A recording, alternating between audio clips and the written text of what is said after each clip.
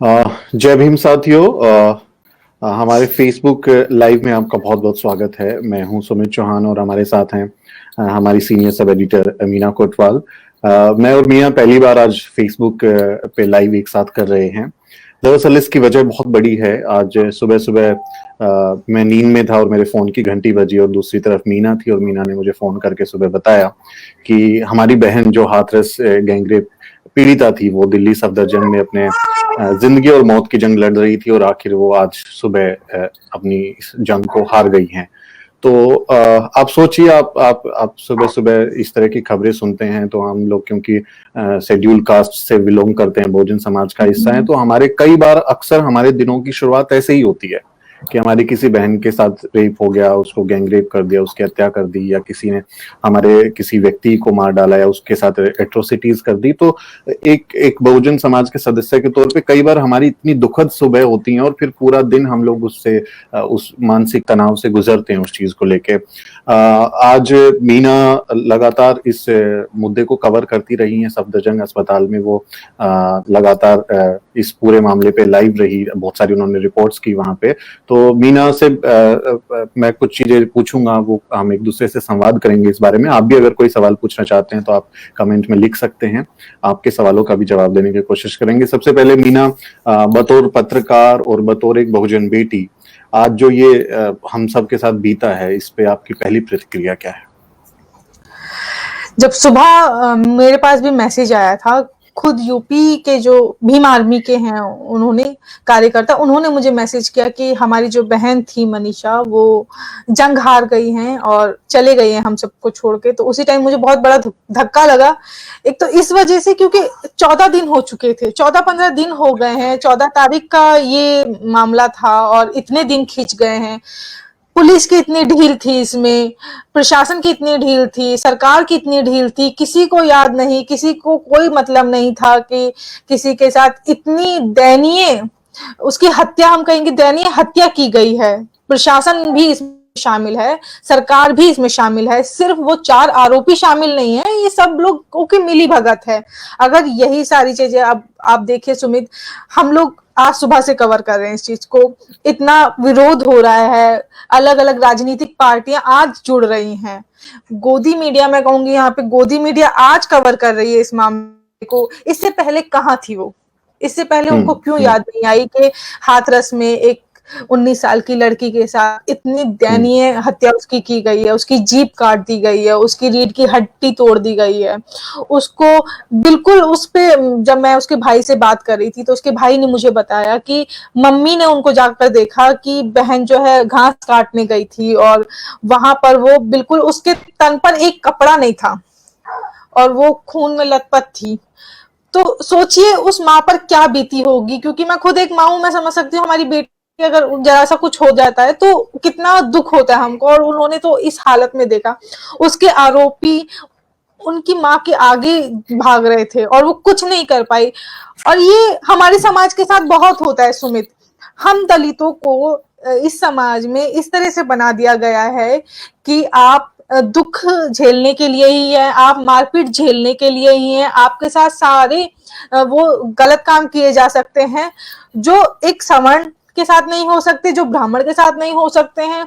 इन लोगों को एक अधिकार मिल गया हमारे साथ कुछ भी करने का, और इनकी गलतियों पर पर्दा डालने के लिए प्रशासन भी इनके साथ है। तो ये आज की जो हत्या हुई है उससे बहुत साफ साफ हो चुका है। मीना, आपने आज जो पीड़िता के भाई का जो इंटरव्यू किया, उसमें इंटरव्यू को हम लोगों ने अपने शूद्रा चैनल पे भी चलाया, उसको एडिट किया, तो मैंने उसमें सुना और उन्होंने ये बात कबूल करी कि उनके साथ, उनकी बहन के साथ में लापरवाही बहुत बरती गई है। उसको जो शुरुआती दौर में जो चिकित्सा मिलना चाहिए था, जो इलाज मिलना चाहिए था, वो उसको नहीं मिला। पहले उन्होंने अलीगढ़ में उसको रखा और वहां जनरल वार्ड में उसको रखा, जबकि उसको बहुत ज्यादा सख्त जरूरत थी आईसीयू में रखने की या उसको प्रॉपर ऑक्सीजन देने की। बल्कि हाँ, उस लड़के ने बताया कि उसकी बहन को ऑक्सीजन तक नहीं दिया गया जब उसको ऑक्सीजन की जरूरत थी। तो कहीं ना कहीं ये एक उभर के सामने आ रहा है, जैसा कि दिल्ली भीम आर्मी के प्रदेशाध्यक्ष ने भी ये बात बोली, हिमांशु वाल्मीकि ने, कि ये एक तरीके से मर्डर है। चंद्रशेखर ने भी बोला कि एक मर्डर है। तो ये क्या एक सामूहिक गैंगरेप पीड़िता जो थी हमारी, उसकी सामूहिक हत्या नहीं है ये? बिल्कुल सामूहिक हत्या है और इसमें सबसे पहले जो है वहाँ की पुलिस जिम्मेदार है। क्योंकि उनके भाई से जब मेरी बात हुई तो उन्होंने बताया था कि इस मामले को जैसे ही उनको पता चला तो वो वहाँ पुलिस के पास गए, तो पुलिस ने ये मानने के लिए तैयार नहीं थी कि उसका रेप हुआ है। इवन परिवार वालों को ये तक कहा जा रहा था कि जो ये लड़की फर्श पे पड़ी, उस टाइम पे वो फर्श पे पड़ी हुई थी वहां पे थाने में, समझिए उसकी इतनी दयनीय हालत थी और वो फर्श पे पड़ी है और उसको पुलिस कह रही है कि ये नाटक कर रही है, इसको कुछ नहीं हुआ है, ये अभी उठ के चली जाएगी। और आप लोगों का तो जो झगड़ा होता रहता है, क्योंकि जैसे परिवार वालों ने बताया तो एक दो बार आरोपी की फैमिली में और पीड़िता की फैमिली में जो है एक दो बार झगड़े हुए हैं, जो हर कॉलोनी में होते हैं। आप देखते हैं एक ही मोहल्ले में रहते हैं तो झगड़े होते रहते हैं, लेकिन इस झगड़े को इस अंजाम तक पहुंचाया जाएगा किसी ने नहीं सोचा था। उनके पिता से जब मेरी बात हुई तो वो बात करने की हालत में नहीं थे। उन्होंने कहा कि हमें नहीं पता था ये यहाँ तक बात पहुंच जाएगी, हम लोग तू मैं में जरूर होती थी, लेकिन हम चुप हो जाते थे ये सोच के कि कोई बात नहीं, ज्यादा बोलेंगे तो बात आगे तक बढ़ेगी। लेकिन चुप रहने का जो आज वो परिणाम भुगत रहे हैं, ये पूरा देश देख रहा है और हम सब देख रहे हैं। और अफसोस की बात यह है कि सरकार इस पे अभी तक नहीं जागी है।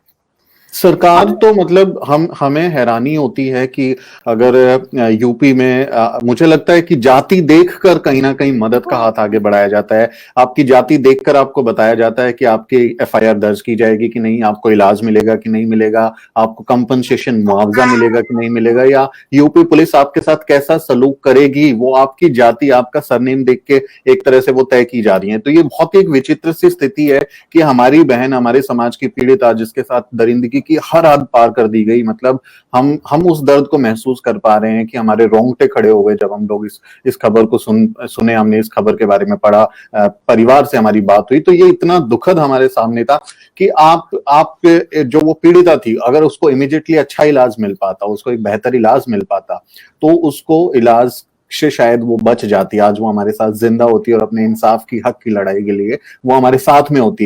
लेकिन आप देखिए मीना की 14 दिन तक ये 14 दिन तक, 14 सितंबर का ये मामला है और आज 28 सितंबर हो गई है, 29 सितंबर हो गई है और आज उस लड़की को इन्होंने दिल्ली नहीं भेजा, बल्कि दिल्ली जब वो लेके आए हैं, दिल्ली में उसको जब लाया गया है तो एम्स में उसको मना कर दिया गया एडमिशन देने के लिए। ये कहा गया कि हमारे पास बेड नहीं है, हमारे पास बेड खाली नहीं है।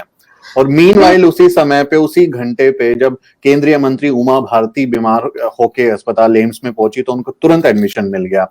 तो अगर हमारी बहन को हो सकता है कि अगर उसको एडमिशन मिल जाता, समय पे इलाज मिल जाता, तो वो आज हमारे साथ जिंदा यही प्रॉब्लम है हमारे प्रशासन की, हमारी सरकार की, कि उसकी नहीं सुनी गई। वैसे मैं मानती हूँ लड़कियों की कोई महिलाओं की कोई जाति नहीं होती, लेकिन अगर वो दलित समाज से महिला आती है तो उसको डबल चैलेंज फेस करना पड़ता है। एक तो वैसे दलित है, ऊपर से महिला है, तो उसको जो है चैलेंजेस उसके सामने डबल हो जाते हैं।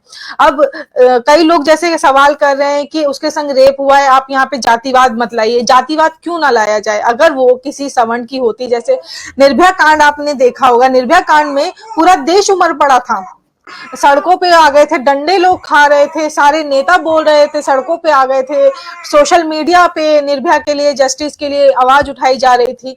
लेकिन क्या इसके लिए जो हाथरस गैंगरेप की पीड़िता है उसके लिए कहीं आवाज उठी? बहुत मामूली लोग उठा रहे थे। उनके परिवार से जब मेरी बात हुई तो उन्होंने भी यही कहा कि आज से पहले अब तक जितने लोग हमसे जुड़ रहे थे वो हमारे समाज के ही लोग आ रहे थे और दूसरे समाज के नहीं आ रहे थे।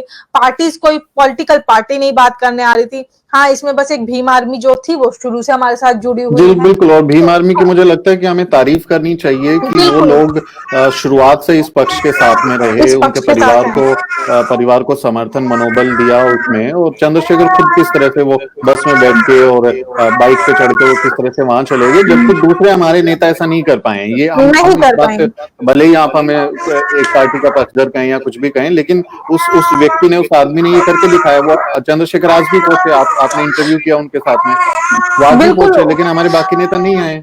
उन्होंने वही मुझे ये सारी चीजें बताई कि बस का आप लोगों को पता है, लेकिन जब वहां मैं साइकिल से भी पहुंचा हूँ, कैसे कैसे छिपते छिपाते पहुंचा हूँ। तो ये आप देखिए ना, जो दलितों की आवाज उठाते हैं, जो बहुजन समाज की आवाज उठा रहे हैं, उसको एक तो आवाज को आप उठाने नहीं दे रहे, दबाने दे रहे हैं, उसको दबा रहे हैं, उसको ही जेल में डाल रहे हैं। जो हक की लड़ाई लड़ रहा है उसी को आप जेल में डाल रहे हैं।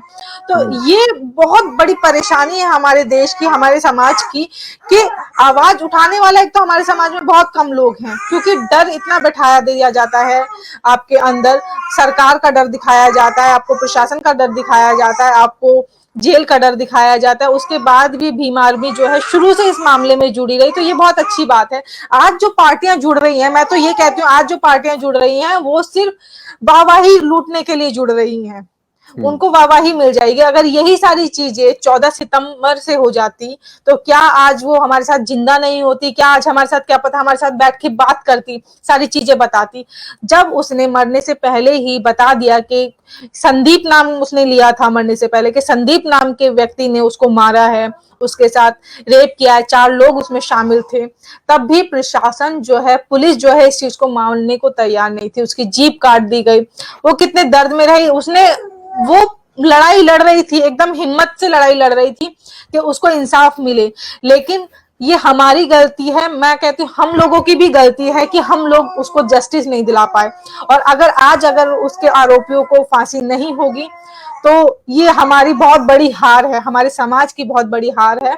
और ये जो मौन रखा हुआ है हमारे समाज ने, हमारी सरकार ने, इसका बहुत बड़ा भुगतान इसको आने वाले समय में करना पड़ेगा। शुरुआत हमारे समाज से हो चुकी है, दलितों से हो चुकी है, मुस्लिमों से हो चुकी है, लेकिन कोई भी इसमें बचेगा नहीं। जी बिल्कुल। कुछ दर्शक भी हमसे सवाल कर रहे हैं। विकास सतंकर लिखते हैं कि हाथरस की बेटी मनीषा के हत्यारों को फांसी कब होगी, उनका इनकाउंटर कब होगा। तो जो यूपी पुलिस इनकाउंटर पुलिस के नाम से जो फेमस है कि वो विकास दुबे को लेके आती है, कल भी किसी गैंगस्टर को वो लेके आ रहे थे, उनकी गाड़ी पलट गई। तो अब हमारे केस में जब हमारी बहुजन बेटी के साथ इतनी दरिंदगी हुई है, तो क्या आप सरकार, आप पुलिस में बैठने वाले अफसर, क्या आप अपनी जाति को देख के इनकाउंटर करते हैं? क्या आप दलितों को, मुसलमानों को शिकार बनाते हैं? क्या उनको आप टारगेट करते हैं? क्या आप इस मामले में आप इनकाउंटर कर पाएंगे क्या?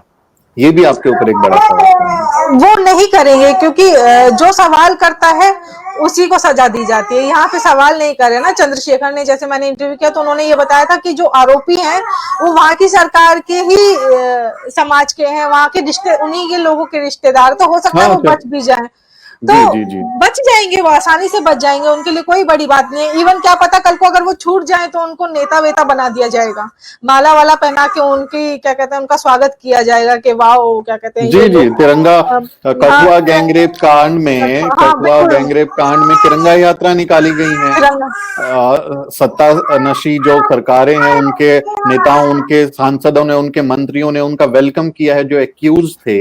तो वो हो सकता है कि वो कल को संसद में दिखें।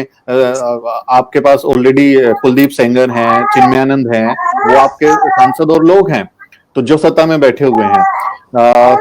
हमसे दीपक गोटवाल और जितेंद्र कुमार ने सवाल पूछा है, गौरव ने भी, कि मीडिया कहाँ है। गौरव पूछते हैं कि मीडिया कहाँ है। तो आज आप दिन भर वहां रही, ग्राउंड जीरो पे आपने इसको पूरा कवर किया। तो जो गोदी मीडिया कल को ये ढूंढ रही थी कि दीपिका के पास माल है कि नहीं है, रिया ने काला जादू कर दिया सुशांत के ऊपर, वो गोदी मीडिया जो जाति देखकर, हम लोग तो मीडिया में अंदर रह के आए हैं, आप और मैं मनुवादी मीडिया में अंदर रह के आए हैं। बिल्कुल बिल्कुल। आज वो लोग कह रहे हैं कि बेटी को इंसाफ दिलाओ।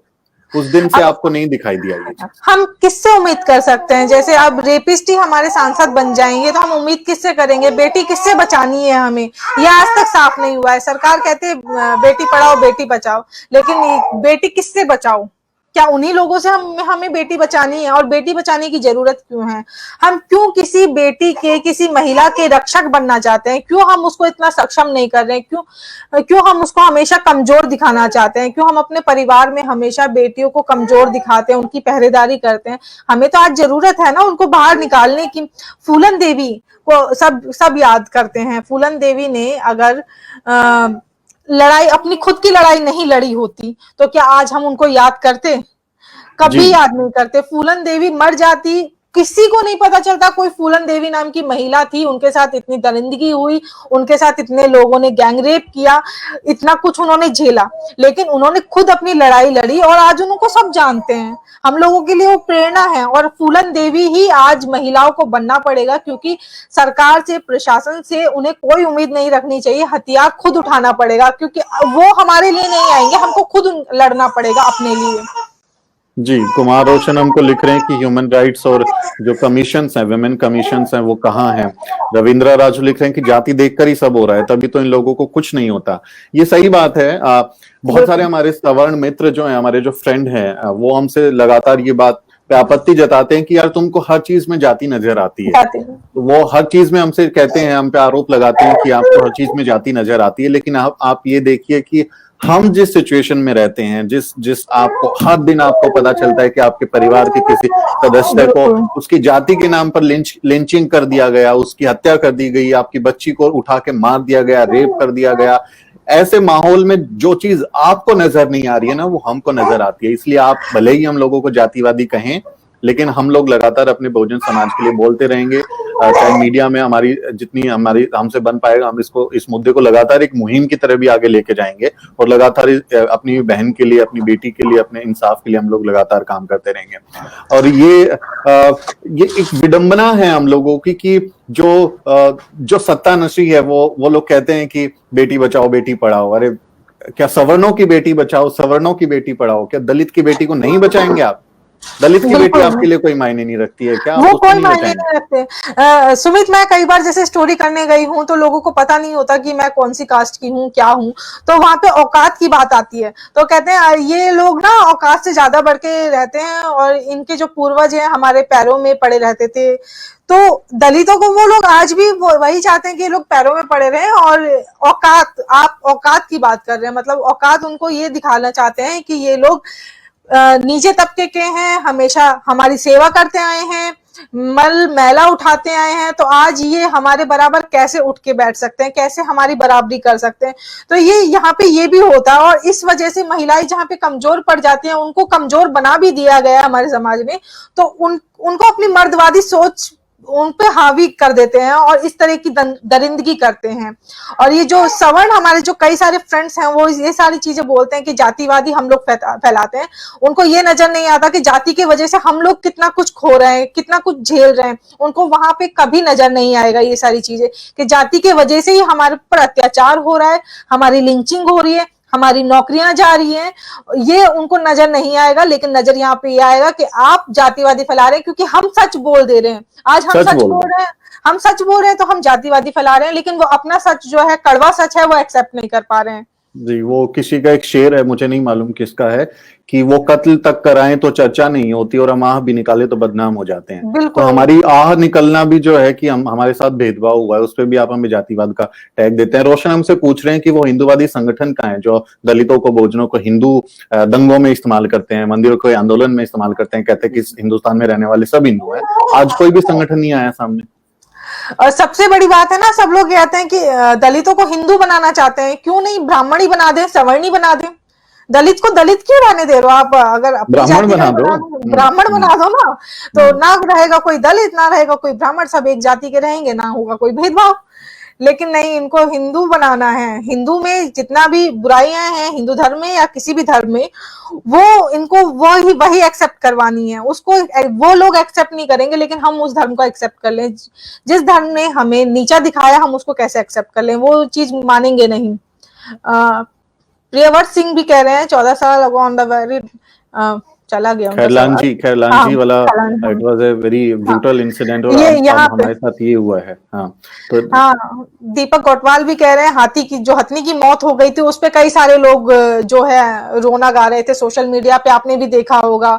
इवन जो मेन स्ट्रीम मीडिया हम लोग कहते हैं, मेन स्ट्रीम मीडिया में भी हथनी की मौत का दुख जताया जा रहा था, लेकिन डेली हमारे साथ दलितों की लिंचिंग होती है, मुस्लिमों की लिंचिंग होती है, रेप होते हैं, कितने ही जो है जैसे हाथरस गैंगरेप होते हैं, कितनी जगह होते हैं जो सामने भी नहीं आता। ये तो गैंगरेप था जो हमारे सामने आ चुका है, लेकिन कई सारे आप जानते हैं छोटे छोटे गांवों में पता भी नहीं चलता है, उनके छोटी जाति की वजह से उनको दबा दिया जाता है।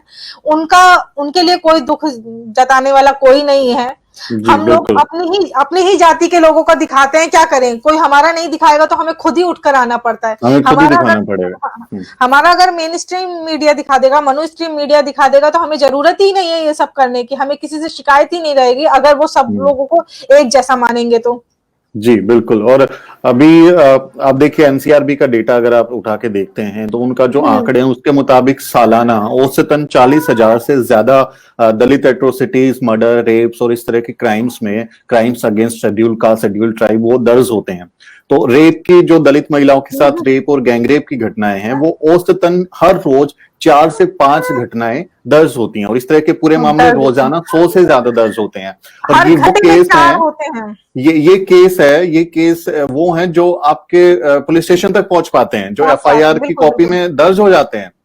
वरना तो कितने वही सारे केस का मालूम भी नहीं चलेगा हमको। एनसीआरबी का डेटा भी यही कहता है कि हर घंटे में 4 रेप होते हैं, और ये वही रेप हैं जो दर्ज होते हैं। जैसे कि शहरों में आजकल लोग बोलना सीख गए, तो इसलिए शहर बदनाम भी हो गए कि यहाँ सबसे ज्यादा रेप होते हैं, जबकि हकीकत तो यह तो गांव के लोग बेचारे पढ़े लिखे नहीं होते, समाज का इतना दबाव रहता है, इतना डर रहता है कि उनको बदनामी झेलनी पड़ेगी, इसलिए उनकी जो घटनाएं वो सामने भी नहीं आ पाती। और समाज का जो ये, मेरे को एक बात समझ में नहीं आती है सुमित यहाँ पे, कि अगर किसी लड़की का रेप हो जाता है तो यहाँ पे देखिए 4 जो आरोपी हैं, मैं एक उदाहरण यहाँ दे रही हूँ, ये आरोपी 4 हैं, लेकिन बदनामी किसकी हो रही है? लड़की की ही हो रही है यहाँ पे। लड़की की हो रही। जी लड़की की, बिल्कुल। समाज लड़की की बदनामी हो जाएगी।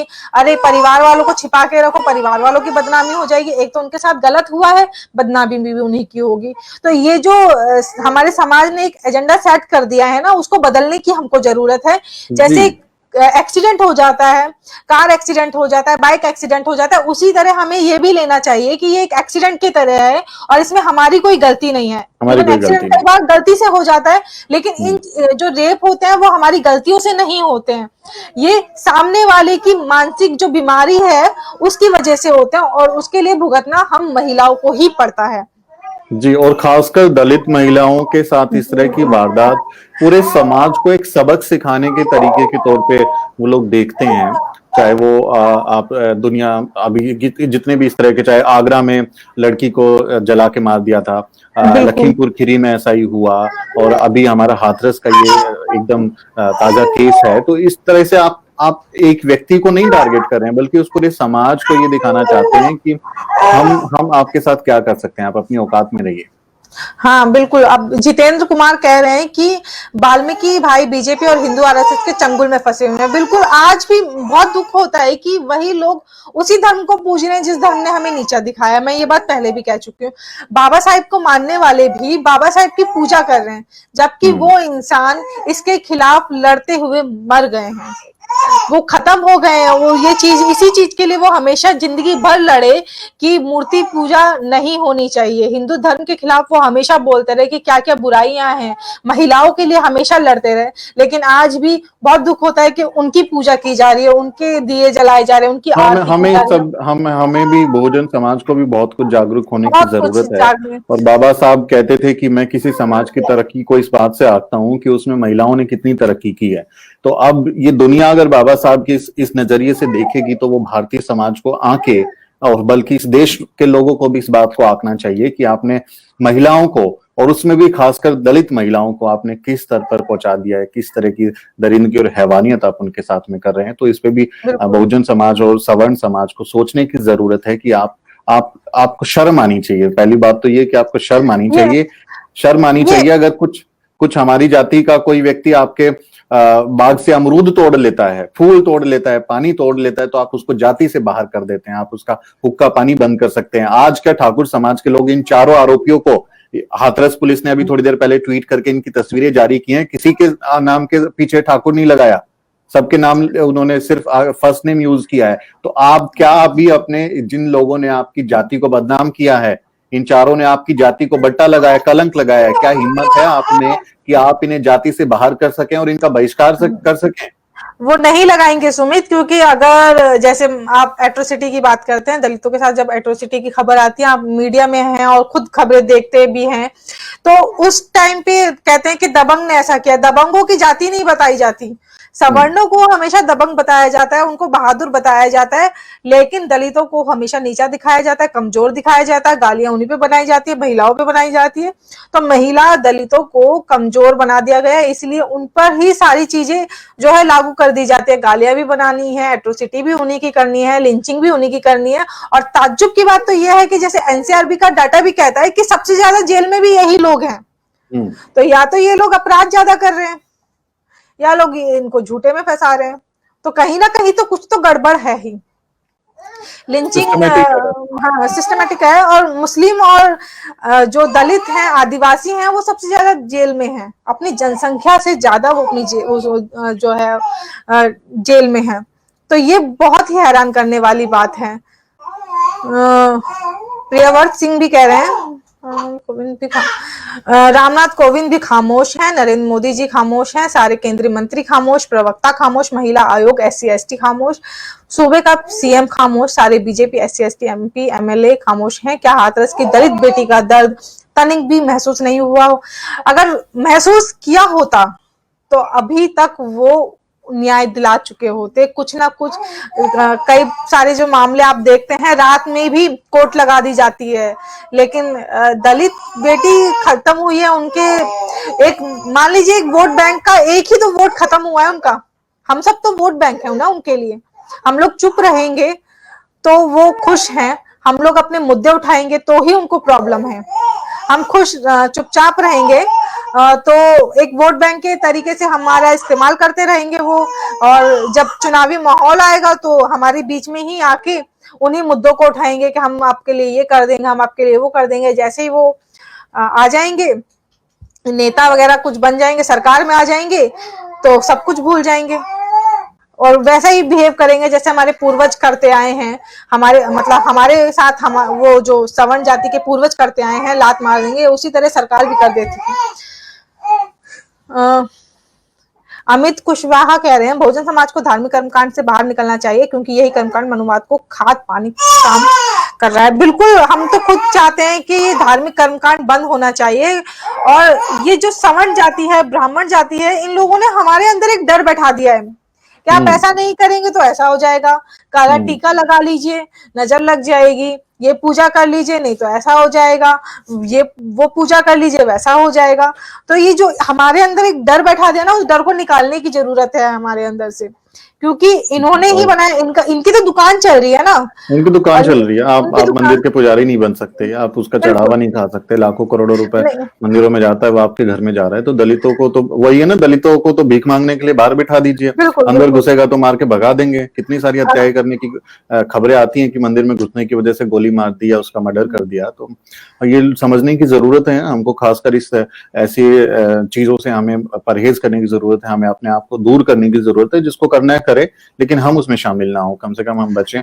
और यहाँ पे हम लोग एक सलाह अपने भाइयों को, बहनों को, सबको ये देना चाहेंगे कि अगर आपके घर में बेटी है, आपके घर में महिला है, आपके घर में कोई भी महिला है या इस तरह की जवान बेटी है, बच्ची है, उसको आप सेल्फ डिफेंस की ट्रेनिंग जरूर दीजिए।